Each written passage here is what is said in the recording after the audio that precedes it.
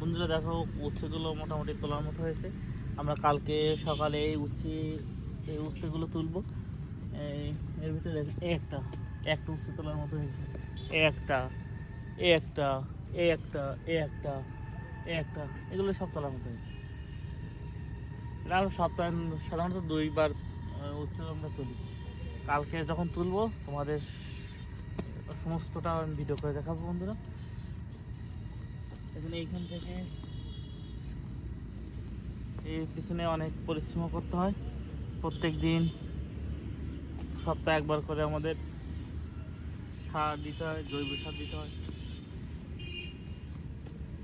এর ভিতরটা দেখলে বুঝতে পারবেন। দেখেন এর ভিতরে যে মাটি, দেখছেন কত পরিষ্কার, নিট অ্যান্ড ক্লিন করে রাখতে হবে,